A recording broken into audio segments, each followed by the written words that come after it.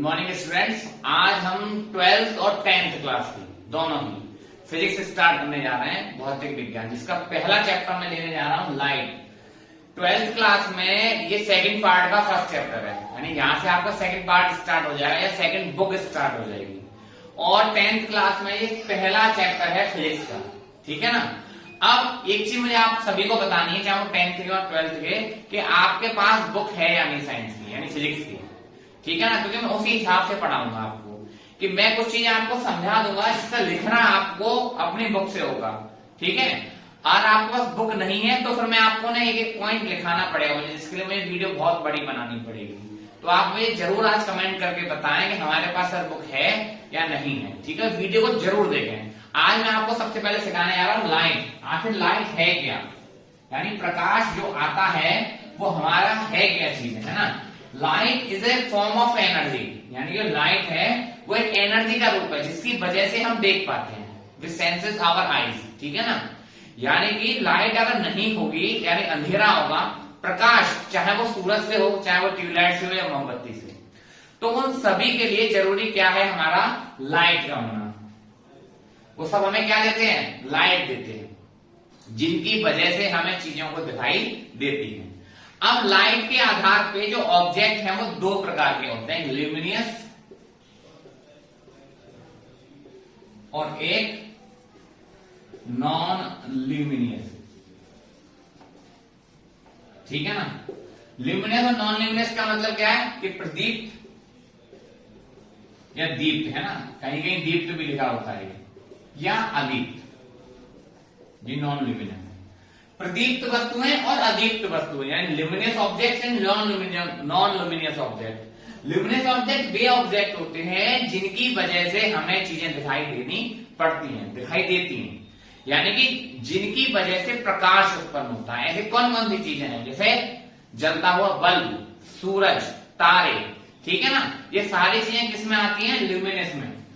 एक बहुत कॉमन चीज है, बच्चों ने अगर सीख लिया तो अच्छी बात है, कि चंद्रमा को यानी मून को, क्योंकि लाइट तो मून भी देता है, लेकिन ये ल्यूमिनस ऑब्जेक्ट में नहीं आता, ठीक है। ये किस में आता है, नॉन ल्यूमिनस ऑब्जेक्ट में आता है। क्यों आता है कि चंद्रमा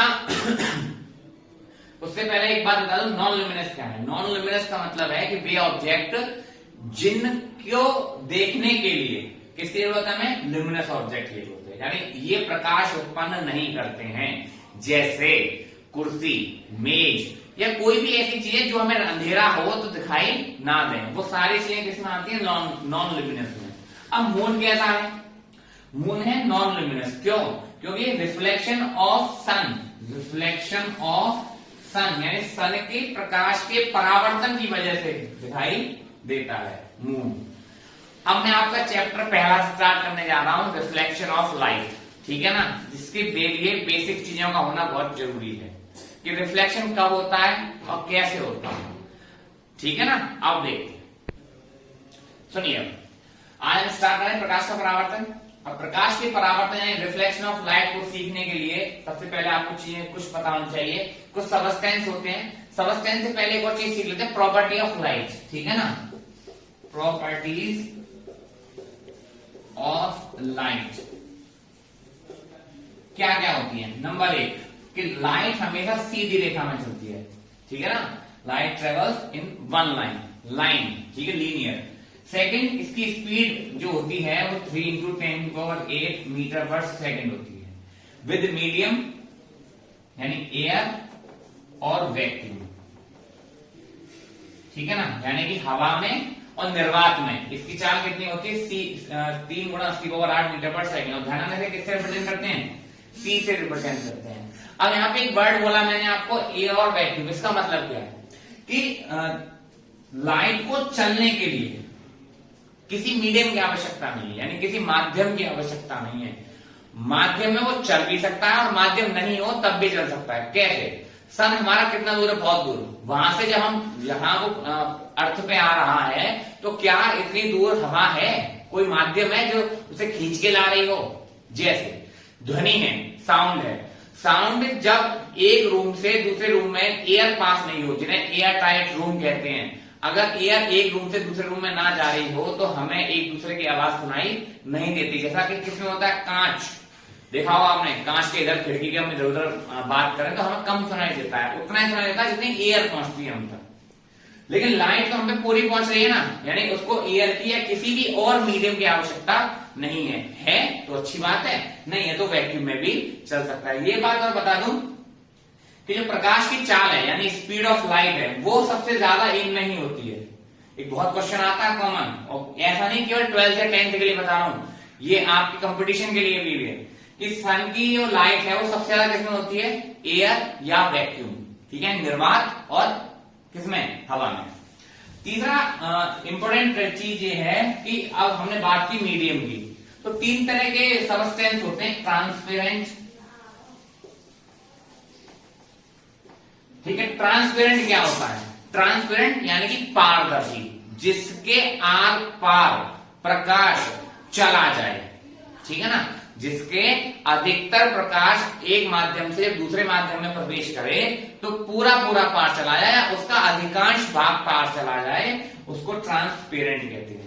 और भी इसके अलावा होते हैं, उनको मैं भी समझाता हूं। देखिए मैंने आपको सबस्टेंस बताए, उसमें से ट्रांसपेरेंट मैं आपको बता चुका हूं पारदर्शी, नाम से समझ में आ रहा है कि पारदर्शी क्या है, जिसके आर पार चीजें दिख जाए। दूसरा है ओपेक यानी कि अपारदर्शी, ठीक है ना, अपारदर्शी नाम समझ में आ रहा है, अपारदर्शी जिसके आर पार हम ना देख पाए। ऐसी बहुत सी चीजें जैसे मिरर है, मिरर के हम आर पार नहीं देख पाते, दीवार के आर पार नहीं देख पाते। कांच यानी कि जो आपका कांच, खिड़की का कांच है, शीशे का कांच है या मेरे चश्मे का जो कांच है वो कैसा है, पारदर्शी है। अब एक तीसरा समझ लीजिए, ये है ट्रांसल्यूसेंट, एक्चुअल नाम इसका है पारभाषक, जिसको हमने समझने के लिए क्या लिख दिया, अर्धपारदर्शी। शब्दों पे मत जाइएगा, बस समझने के लिए बोल दिया कि अर्धपारदर्शी। अर्धपारदर्शी मतलब जिसके आर पार तो जाए लेकिन कम, इससे तो कम और इससे ज्यादा, इससे तो ज्यादा यानी अपारदर्शी तो ज्यादा और इससे कम। क्या मतलब है सर, और ऐसा कैसे होगा, जैसे घिसा हुआ कांच, अगर कांच को हम थोड़ा घिस दें तो उतना प्रकाश बाहर नहीं जाएगा जितना पहले जा रहा था। या अगर किसी कागज को, कागज के आर पार नहीं जाता, और यदि किसी कागज को हम ऑयल से थोड़ा सा कर दें, रफ कर दें, तो क्या हो जाएगा, उससे हम आर पार कुछ चीजों को देख पाते हैं। अब इसके अलावा प्रॉपर्टीज ऑफ लाइट यानी प्रकाश के कुछ और भी गुण हैं, जिनमें से रिफ्लेक्शन, रिफ्रैक्शन और भी हम बहुत सारे पढ़ेंगे। रिफ्लेक्शन और रिफ्रैक्शन जो हैं वो 10th और 12th दोनों में हैं। आगे की में इसलिए नहीं लिखेंगे क्योंकि वो केवल 12th के लिए हैं, ठीक है। रिफ्लेक्शन और रिफ्रैक्शन दोनों ही हम 10th और 12th में पढ़ेंगे।